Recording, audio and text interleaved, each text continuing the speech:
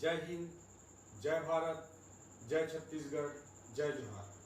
दोस्तों, आज पूरे देश में सब तरफ एक बड़ी चर्चा है और पिछले 6 सालों से चर्चा चल रही थी कि केंद्र की नरेंद्र मोदी जी के नेतृत्व वाली सरकार नई education policy new education policy, नई शिक्षा नीति पर काम कर रही है। और दोस्तों, उसको अभी कैबिनेट ने अप्रूव कर दिया है और फिर से वो विषय पूरे देश के सामने अभी उसका ड्राफ्ट आ चुका है। और ये जो कैबिनेट ने अप्रूव किया है न्यू एजुकेशन पॉलिसी को, ये सबसे पहले एक अभी बिल है। ये बिल के रूप में, ये नेशनल हायर एजुकेशन बिल के रूप में ये अभी संसद में पारित होने के लिए जाएगी और राष्ट्रपति महोदय के हस्ताक्षर के बाद ये एक्ट बनेगी और न्यू एजुकेशन पॉलिसी एक तरह से लागू हो जाएगी। उसके बाद उस एक्ट के अनुरूप सभी राज्य सरकारों को भी अपने अपने एक्ट को अपने अपने विधानसभाओं में पारित करना पड़ेगा। तब पूरी तरह से नई शिक्षा नीति पूरे देश में लागू हो जाएगी। दोस्तों, नई शिक्षा नीति जैसे ही लागू हो जाएगी तो बहुत सारे परिवर्तन आएंगे। सबसे पहला परिवर्तन तो यही आएगा कि जिसे 1986 से HRD मिनिस्ट्री जो कहा जाता है, उसको शिक्षा मंत्रालय कहा जाएगा। HRD शिक्षक को, बच्चे को एक संसाधन के रूप में, जैसे कोयला को एक संसाधन बोलते हैं या लोहा को एक संसाधन बोलते हैं, इस तरह से एक संसाधन के रूप में डिफाइन करने को लेकर कई वर्ग में विरोध था। उसके कारण से उसे HRD मिनिस्ट्री के बजाय शिक्षा मंत्रालय कहा जा रहा है। क्या क्या परिवर्तन आएंगे, किस किस तरह के परिवर्तन आएंगे आपके मेरे जिंदगी में, छोटे बच्चों की जिंदगी में, हायर एजुकेशन में, इन सबको मैं यहाँ पे लाने की कोशिश करूंगा। अभी पूरा डेप्थ स्टडी नहीं हुआ है, लेकिन मेन बातें जो परिवर्तन आएंगी वो पब्लिक डोमेन में आ चुकी हैं और थोड़ा उसका स्टडी करके मैं आपके सामने रखने की कोशिश करूंगा। दोस्तों, 34 साल बाद ये नई शिक्षा नीति आई है और मैं मानता हूं कि कोई भी देश, कोई भी समाज या कोई भी व्यक्ति की जिंदगी अगर कोई चीज बदल सकती है तो शिक्षा ही बदल सकती है। मैं खुद अपनी जिंदगी के अनुभव को कहूं तो मेरी जिंदगी एक छोटे से गांव में चल रही थी। 18 साल की उम्र तक मैं छोटे से गांव में रहा। विभिन्न प्रकार की कठिनाइयों के बीच, ग्रामीण जीवन में जिस तरह की कठिनाइयां रहती हैं, उन कठिनाइयों के बीच में 18 वर्ष की जिंदगी को व्यतीत किया। लेकिन मेरी जिंदगी में जो कुछ परिवर्तन लाया, आज मैं आप लोगों के बीच जुड़ पाता हूँ, आज आप लोग मुझे सुन लेते हैं। तो इस स्थिति में पहुंचने में अगर किसी चीज का योगदान है तो शिक्षा का ही मैं मानता हूँ। इसीलिए मैं अपने जीवन में, अपने करियर में, अपनी नौकरी में, अपनी पॉलिटिक्स में हर जगह शिक्षा को सर्वोच्च प्राथमिकता देने पर जोर देता हूँ। इसी तरह एक व्यक्ति की जिंदगी में या एक समाज की जिंदगी में या एक राष्ट्र की जिंदगी में जो बड़ा परिवर्तन आता है तो वो मैं मानता हूं कि शिक्षा के माध्यम से ही आता है। और भारत, जहां की 65% आबादी 35 वर्ष से कम आयु वर्ग के युवाओं की है, भारत की 50% आबादी 25 वर्ष से कम आयु वर्ग के युवाओं की है और हमारे देश की औसत आयु आज 29 वर्ष है, जबकि पूरी दुनिया बूढ़ी हो रही है। जापान की औसत आयु आज 47 वर्ष है, यूरोप की औसत आयु आज 46 वर्ष है, अमेरिका और चाइना की औसत आयु आज 42 वर्ष है। इस तरह की स्थिति पूरी दुनिया में है। वैसी स्थिति में भारत की औसत आयु 29 वर्ष है। अर्थात भारत जो है दुनिया का सबसे युवा देश है और हर 5वें में से एक, अर्थात दुनिया में जितने युवा हैं उसमें 20% युवा केवल भारत देश में रहते हैं। ऐसी स्थिति में भारत को अगर ग्लोबल पावर बनना है, भारत को अगर नॉलेज वर्ल्ड में, नॉलेज सोसाइटी में, नॉलेज इकोनॉमी में कन्वर्ट होकर सुपर पावर, ग्लोबल पावर बनना है, तो अगर उसका कोई रास्ता है तो केवल और केवल शिक्षा वो रास्ता हो सकती है। अगर हम एक राष्ट्र निर्माण करना चाहते हैं, अगर हम अपने छत्तीसगढ़ का निर्माण करना चाहते हैं, अगर हम अपने समाज का निर्माण करना चाहते हैं, तो उसका सबसे बड़ा अगर कोई माध्यम हो सकता है तो दोस्तों केवल शिक्षा ही वो माध्यम हो सकती है। इस दृष्टिकोण से हम दुनिया के विभिन्न देशों का जो अध्ययन करते हैं, जिन्होंने रैपिड चेंज करके एक डेवलपिंग इकोनॉमी से डेवलप्ड कंट्री बन गए या दुनिया में बड़ी जिनकी आज नाम प्रसिद्धि शोहरत हो गई, जैसे दक्षिण कोरिया जैसे देश हैं, उन सब के भी जीवन में जो परिवर्तन आया केवल 40-50 सालों के अंतर में उस राष्ट्र के, देश के जीवन में जो परिवर्तन आया, उसमें शिक्षा का ही सबसे बड़ा योगदान रहा है। दोस्तों, भारत हजारों सालों से एक श्रेष्ठ सभ्यता संस्कृति का देश है। यहाँ पे श्रेष्ठ शिक्षा व्यवस्था पहले से कार्यरत थी। गुरुकुल पद्धति की बात करें, कार्यात्मक शिक्षा की बात करें, मूल्यात्मक शिक्षा की बात करें, रामचरितमानस में हम पढ़ते हैं या रामानंद सागर जी के रामायण में हम देखते हैं कि किस तरह की शिक्षा पद्धति वहाँ प्रकृति से जुड़ी हुई, छोटे बड़ों के साथ संबंध निभाने वाली, बड़ों का आदर सिखाने वाली, छोटों को प्यार स्नेह देने वाली, हर प्रकार की एक श्रेष्ठ एजुकेशन सिस्टम हमारे देश में थी। कार्यात्मक शिक्षा की हम बात करते हैं, हम राम भगवान को भी रामचरितमानस में, रामायण में देखते हैं कि गुरुकुल पद्धति में जाकर खुद लकड़ी बीनने जा रहे हैं, राजा का बेटा है उसके बाद भी वो खुद जाकर के चूल्हा पका रहे हैं। सब चीजें होती थी जिसको आज फंक्शनल एजुकेशन या कार्यात्मक शिक्षा हम कहते हैं। इस तरह की श्रेष्ठ शिक्षा पद्धति हमारे भारत देश में पहले से चली आ रही थी।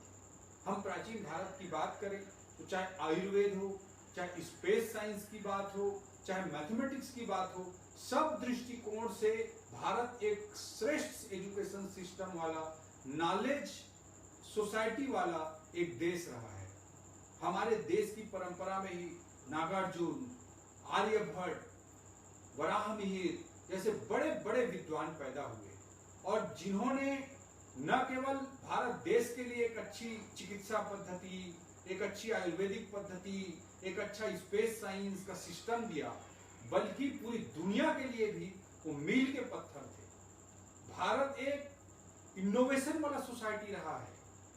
भारत नए नए प्रकार के आविष्कारों को बढ़ावा देने वाला सोसाइटी रहा है। भारत ही वह देश है जिसने जीरो का आविष्कार करके पूरी दुनिया के मैथमेटिक्स को बदल दिया। रोमन पद्धति में मैथमेटिक्स होती थी यूरोप में। आप कल्पना कीजिए कि रोमन सिस्टम में जो मैथमेटिक्स होती थी, हम सब भी रोमन पद्धति के 1 के लिए 1 डंडा, 2 के लिए 2 डंडा, 3 के लिए 3 डंडा, 4 के लिए 1 डंडा और वी बनाते हैं, 5 के लिए 1 वी बनाते हैं। ऐसे मैथमेटिकल सिस्टम यूरोप में थी जब भारत ने जीरो का आविष्कार नहीं किया था। तब आप इमेजिन कीजिए कि उस समय यूरोप के लोगों को मैथमेटिक्स बनाने के लिए, गणित बनाने के लिए 77,488 गुणित 66,585 करना हो तो रोमन में कैसे उनको करना पड़ेगा और पूरा ब्लैक बोर्ड 2 गुणित 2 भागित करते करते ही खत्म हो जाता है।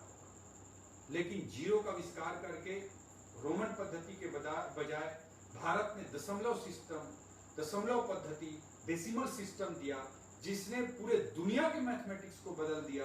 उसके बाद चाहे स्पेस साइंस हो, फिजिक्स हो, चाहे किसी भी दृष्टिकोण से साइंस के, विज्ञान के, गणित के विकास की बात हो, उसमें डेसिमल सिस्टम, दशमलव पद्धति का, जिसे भारत ने पूरी दुनिया को दिया, का सबसे बड़ा योगदान रहा है। इस तरह से एक इनोवेशन की संस्कृति हमारी भारतीय संस्कृति रही है। हमारा भारत एक नॉलेज बेस्ड सोसाइटी रहा है। नालंदा, तक्षशिला जैसे विश्वविद्यालय जो पूरी दुनिया में प्रसिद्ध थे और पूरे दुनिया के बड़े बड़े विद्वान यहाँ पे पढ़ने आते थे, आज जितनी प्रसिद्धि ऑक्सफोर्ड की या हार्वर्ड की है, उससे हजारों गुना अधिक प्रसिद्धि हमारे नालंदा विश्वविद्यालय और तक्षशिला विश्वविद्यालय की भारत देश में रही है।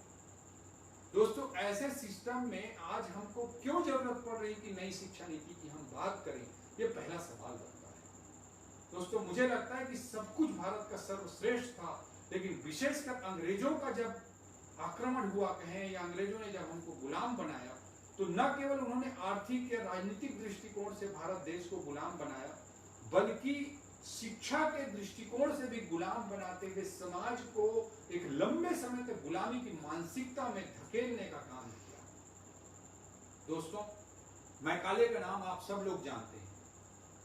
मैकाले एक बहुत तेज बुद्धि का व्यक्ति था और विशेषकर नई भाषा सीखने में उसका जो स्किल था वो अपने आप में अद्भुत था। 15 दिन के अंदर एक नई भाषा सीख लेता था। इसलिए अंग्रेजों ने उसे कहा कि भारत देश को हमको अगर गुलाम बनाए रखना है तो एक स्टडी की जानी चाहिए और एक स्टडी पेपर बनना चाहिए, क्योंकि भारत में अलग अलग भाषाएं थी, अलग अलग संस्कृतियां थी, 50 प्रकार की भाषाएं, संस्कृति अंग्रेजों को दिखती थी, उनको समझ में नहीं आता था कि ये देश एक देश के रूप में चलता कैसे, और इस एक देश के रूप में जो चलता है इसको हम कैसे कंट्रोल कर पाएंगे। इसलिए एक रिसर्च पेपर लिखवाना चाहते थे। इसके लिए बहुत लाखों हजारों करोड़ों रुपए दे करके मैकाले को चुना गया ब्रिटेन में, और ब्रिटेन से उसे 4 साल के लिए इंडिया भेजा गया मैकाले को। और ये उससे अपेक्षा की गई थी कि ये 15 दिन के अंदर नई भाषा सीख लेता है तो भारत की तमिल संस्कृति को, तेलुगु संस्कृति को, हिंदी संस्कृति को, गुजराती संस्कृति को, मराठी संस्कृति को, पंजाबी संस्कृति को, सभी प्रकार के भाषाओं को सीख सीख करके उसके संस्कृति को समझ करके रिसर्च पेपर लिखेगा। उससे हमें भारत देश को गुलाम बनाए रखने में सहायता मिलेगी। ये सोचकर अंग्रेज मैकाले को भारत देश लाए। मैकाले 4 साल तक भारत देश में रहा, लेकिन उसने एक भी भारतीय भाषा नहीं सीखी। और जब उसे कहा गया कि तुम क्यों नहीं सीख रहे हो, क्यों नहीं लिख रहे हो, तो वो बोलता था I am doing my job. और वो वापस जब ब्रिटेन गया तो ब्रिटिश संसद में उसने पार्लियामेंट में अपना रिसर्च पेपर पब्लिश किया, प्रस्तुत किया, और उसमें उसने कहा कि अगर भारत को हमें गुलाम बनाए रखना है तो हमें भारतीय भाषाएं और भारतीय संस्कृति सीखने की जरूरत नहीं है, बल्कि अंग्रेजी को एक संस्कृति के रूप में सुपीरियर और इंफीरियर की कॉम्प्लेक्सिटी पैदा करने की जरूरत है। अंग्रेजी को एक भाषा के रूप में नहीं, ओहदे को, स्तर को, स्टैंडर्ड को डिफाइन करने वाले एक मीडियम के रूप में समाज में, भारतीय समाज में स्थापित करने की जरूरत है। ये रिसर्च का सार था मैकाले का। और मैकाले की जो शिक्षा पद्धति चालू हुई उसने भारत में कहीं न कहीं गुलामी की मानसिकता को बनाने का काम किया।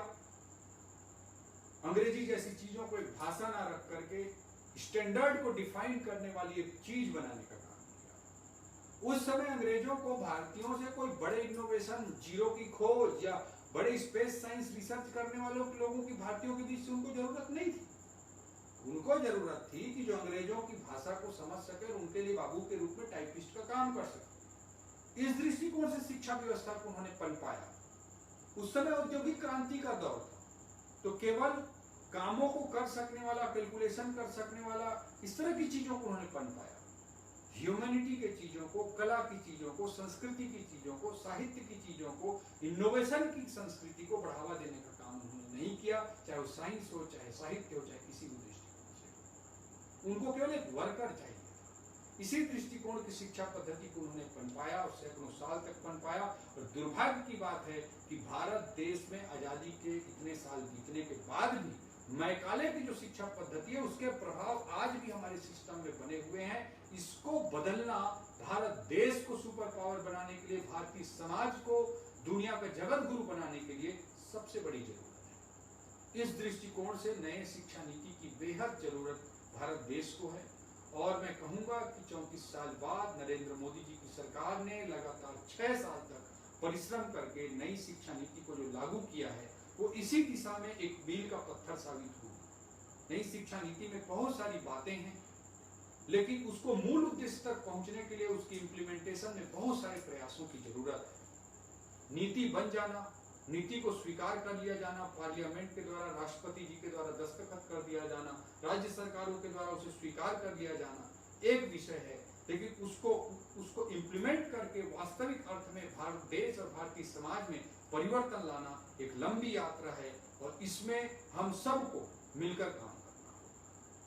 दोस्तों, अब मैं एजुकेशन पॉलिसी के कुछ महत्वपूर्ण बिंदुओं को आज उजागर करना चाहूंगा। बाद में हम लगातार इस पर डेप्थ स्टडी करते रहेंगे और जब भी मुझे कोई अच्छी बात पता चलेगी मैं फिर से लाइव होकर आपके बीच आऊंगा। Education policy, new education policy के कुछ बिंदुओं पर जो प्रैक्टिकली चेंजेस लाए गए हैं उस पर हम बात कर लेते हैं, जो पेरेंट्स के लिए, बच्चों के समझने के लिए काफी काम की चीज होगी। दोस्तों, जो नई आज की जो हमारी एजुकेशन सिस्टम है वो 10-2 10+2 के एजुकेशन सिस्टम, स्कूल एजुकेशन चलता है। उसके जगह पे 5+3+4 तक ये 15 साल वाली एजुकेशन सिस्टम लाया जा रहा है। इसमें जो पहले के 5 साल हैं ये बहुत इंपॉर्टेंट है।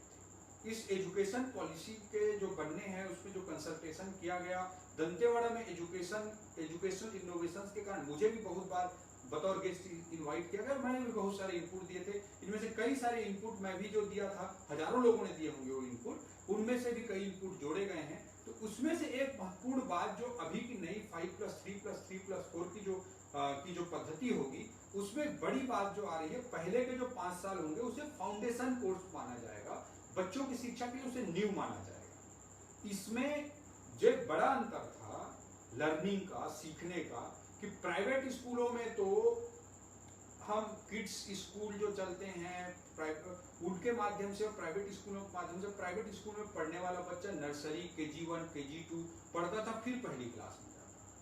लेकिन हमारा सरकारी जो बच्चा है वो सीधा पहली क्लास में जाता था 6 साल की उम्र में।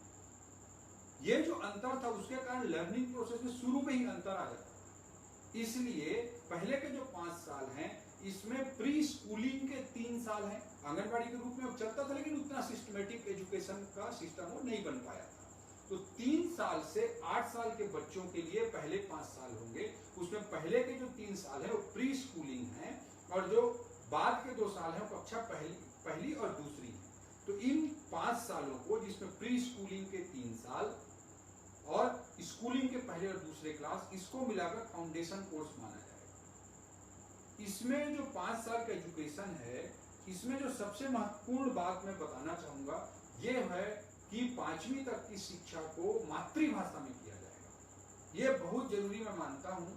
महर्षि अरविंद ने भी कहा है कि किसी भी व्यक्ति की शिक्षा को, उसकी शुरुआती शिक्षा, उसकी इनिशियल लर्निंग को, शुरू में सीखने की जो बात है उसको उसके मातृभाषा में हमको आधारित करना चाहिए। क्योंकि पहले से ही हम उसको शुरू से ही अगर मातृभाषा में नहीं सिखाएंगे, सीधा उसको अंग्रेजी का या किसी दूसरे भाषा का बोझ अगर डाल देंगे, तो भाषा उसके लिए मूल समस्या बन जाती है, मूल विषय बन जाता है, ना कि सीखना। इसलिए शुरुआती शिक्षा हमको मातृभाषा में कराना चाहिए। और महर्षि अरविंद जी का मानना है कि अगर कोई व्यक्ति शुरुआती शिक्षा ग्रहण कर लेता है अपने मातृभाषा में, तो 20 भाषा सीख सकता है। हम पहले विद्वानों को देखते हैं, राजा राम मोहन राय जी, विवेकानंद जी, महर्षि अरविंद जी, वो कितनी भाषाएं जानते थे। लेकिन इन सब विद्वानों का, मनीषियों का मानना है कि शुरुआती भाषा, शुरुआती शिक्षा, शुरुआती लर्निंग सीखने की बात मातृभाषा में होनी चाहिए, उसके बाद 20 भाषा सीखी जा सकती है। ये इस थ्योरी को इस नए एजुकेशन सिस्टम में स्टैब्लिश किया गया है। और 5 साल की जो शुरुआती शिक्षा है वो मातृभाषा में होगी, और उसके बाद दूसरे भाषाओं को जो सीखना है उसके लिए भी रास्ते खुलते चले जाएंगे और कोई सीख सकता है उस चीज को। लेकिन शुरुआती शिक्षा में मातृभाषा का समावेश जरूर किया जाएगा। एक मेजर चेंज किया गया है, और ये पहली क्लास, दूसरी क्लास तक बच्चे को कंफर्ट कर दिया जाएगा, उसका फाउंडेशन लर्निंग जो है उस पर उसका जोर रहेगा। उसके बाद वो अंग्रेजी, फ्रेंच, जर्मन जो कुछ सीखना चाहता है वो सीख सकता है। दूसरी बात, इसमें खेल में शिक्षा, लर्निंग बाय डूइंग, करके सीखना, कार्यात्मक शिक्षा, बस्ते के बोझ को कम करना, ये सारी बातें डाली गई हैं और इसके बेस में बनाया गया है, जिससे अच्छे तरीके से कर करके खेलते कूदते सीखने की पद्धतियों को विकसित किया जाएगा। और शुरू के 5 साल बच्चे को कंफर्टेबल रख के उसको फाउंडेशन एजुकेशन उसका सुनिश्चित किया जाएगा। ये एक मेजर चेंज मुझे लगता है प्राइमरी एजुकेशन फाउंडेशन में पहले 5 सालों में, जिसमें प्री स्कूलिंग के 3 साल और स्कूलिंग के 2 साल सम्मिलित है। उसके बाद के 3 साल होंगे जो चौथी, अभी के जो तीसरी, चौथी, पांचवी मान सकते हैं उसको। उसके बाद के जो 3 साल होंगे उसे 6वीं से 8वीं मान सकते हैं।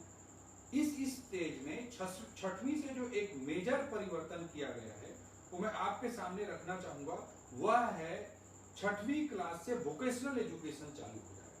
दुर्भाग्य की बात है कि हमारे अभी के शिक्षा व्यवस्था में बच्चा 12वीं पढ़ लेता है, BA कर लेता है, MA कर लेता है, MPhil कर लेता है, लेकिन उसको एक भी काम, चाहे प्लम्बिंग का काम, इलेक्ट्रीशियन का काम, कुछ भी कारपेंटरी काम, कुछ नहीं आता। और अगर वो सरकारी नौकरी या कोई कंपटीशन परीक्षा पास ना कर पाए तो मार्केट में जाकर महीने में 15-20 हजार रुपया भी नहीं कमा सकता। ये हमारे एजुकेशन सिस्टम की एक बड़ी खामी थी। जबकि बड़े बड़े विकसित राष्ट्र हैं, अमेरिका है, यूरोप के राष्ट्र हैं, साउथ कोरिया, वहां वोकेशनल एजुकेशन को 6वीं क्लास से ही चालू करा दिया जाता है। और हमारे शिक्षा व्यवस्था में, हमारी संस्कृति में भी कार्यात्मक शिक्षा शुरू से कराई जाती है। उसी चीज जो मिसिंग लिंक था उसको शामिल किया गया है इस नई एजुकेशन पॉलिसी में, और 6वीं क्लास से वोकेशनल एजुकेशन प्रारंभ कर दिया जाएगा।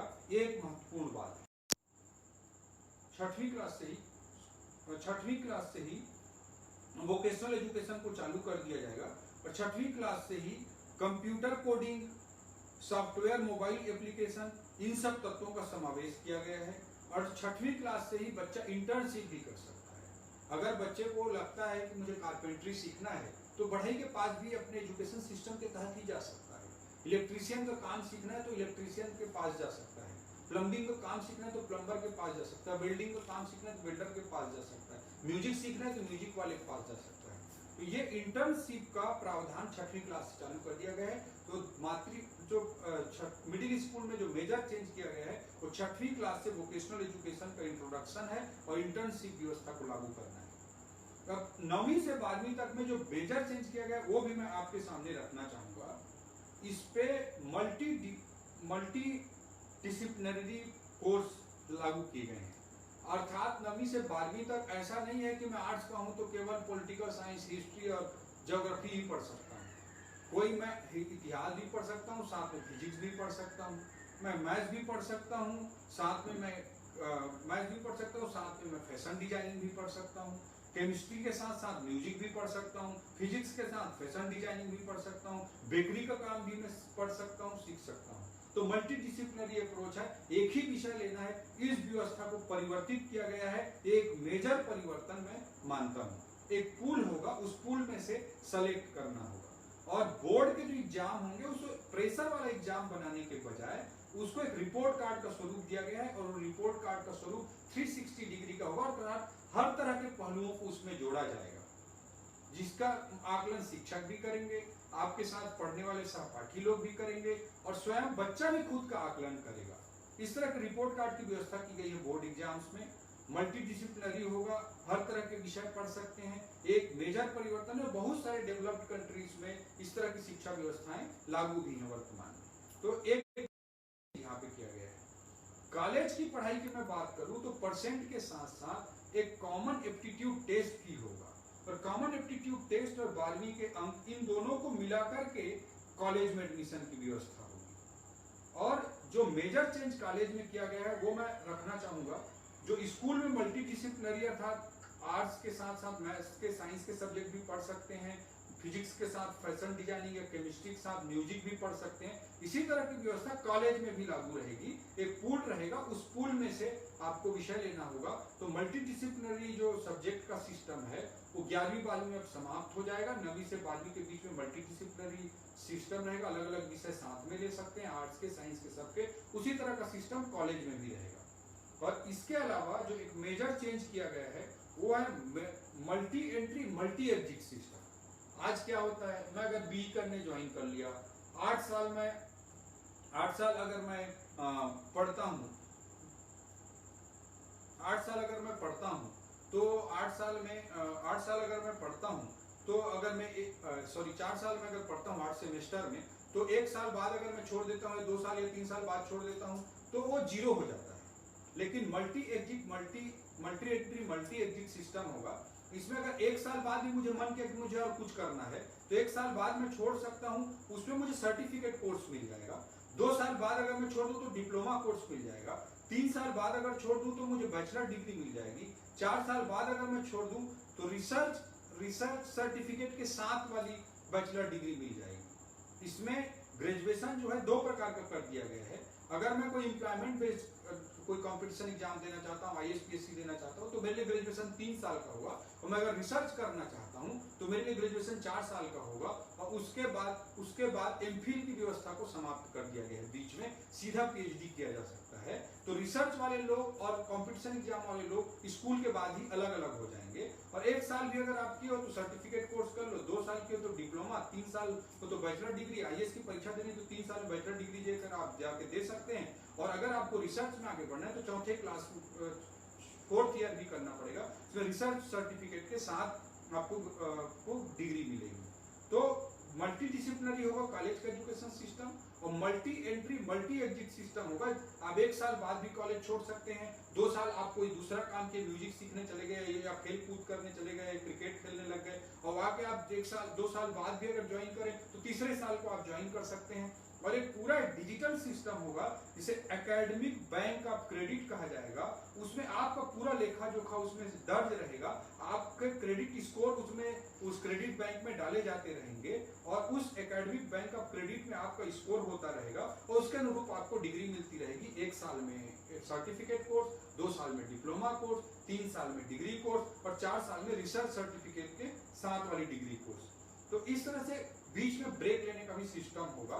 तो ये एक बहुत बड़ा परिवर्तन है जो मल्टी डिसिप्लिनरी सिस्टम है और multi entry multi exit system है कॉलेज में, और स्कूल में भी मल्टी डिसिप्लिनरी सिस्टम होगा और कॉलेज में भी होगा। और स्कूल में 9वीं से 12वीं और कॉलेज के एजुकेशन सिस्टम में भी सेमेस्टर सिस्टम होगा, अर्थात 6-6 महीना में परीक्षा होगी, न कि 1 साल बाद सीधा जो होता है होगा।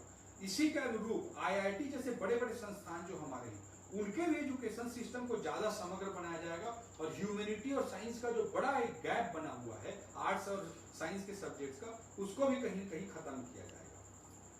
फीस एक बहुत बड़ा मुद्दा रहता है, चाहे स्कूल की हम बात करें चाहे कॉलेज की बात करें।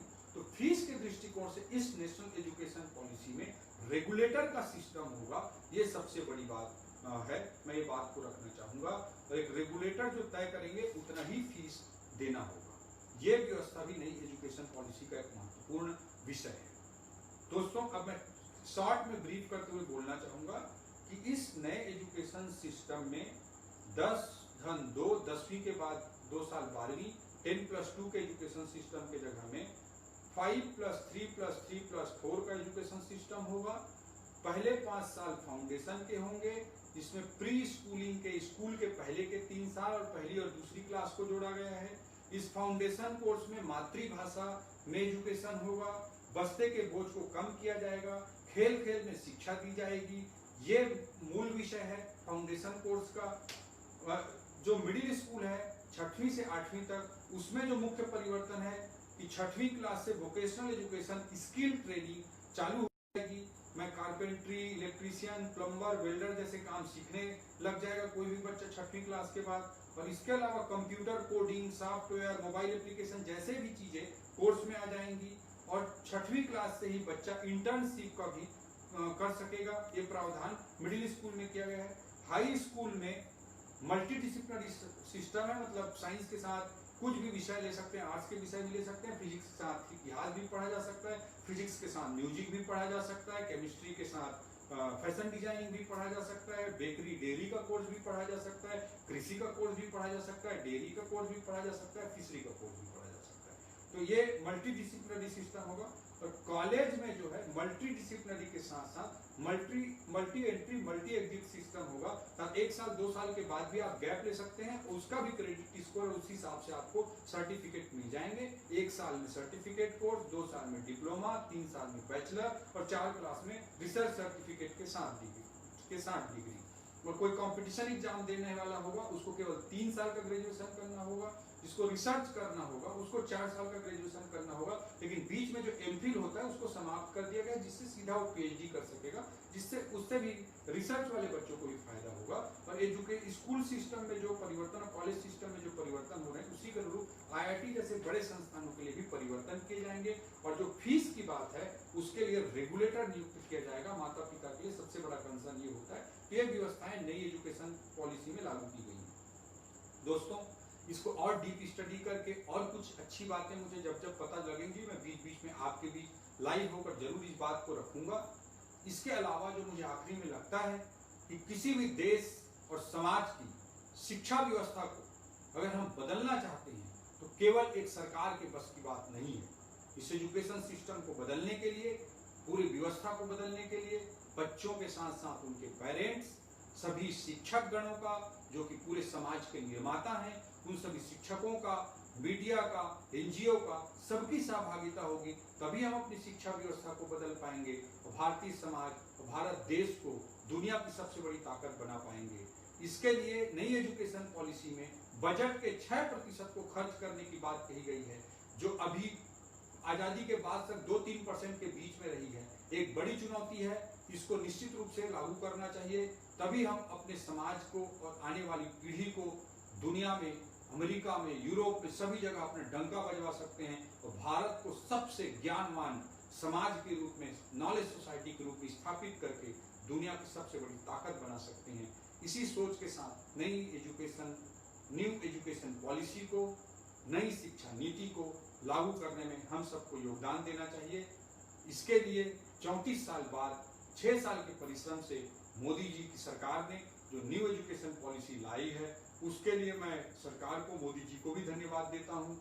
इसमें मैं भी एक एजुकेशन मॉडल दंतेवाड़ा में जो भी मैंने काम किए, उसके दृष्टिकोण से कई बार कंसल्टेंसी में मुझे भी इन्वाइट किया गया, उसमें भी मैंने बहुत सारे सुझाव दिए थे। उनमें से कई सुझाव शामिल भी किए गए, ऐसे हजारों लोगों ने वो सुझाव दिए होंगे, मैं ही दिया हूँ इसलिए लागू हुआ, ऐसा मैं नहीं बोल रहा हूँ। उसके कारण भी मुझे इस एजुकेशन पॉलिसी से एक अलग लगाव है। इन सब दृष्टिकोण से, इन सारे दृष्टिकोण से नई एजुकेशन पॉलिसी को आगे बढ़ाना है और भारत देश और समाज को आगे बढ़ाना है। इसी के भावना के साथ मैं अपनी बात को समाप्त करता हूँ। जय हिंद, जय भारत, जय छत्तीसगढ़, जय जवाहर।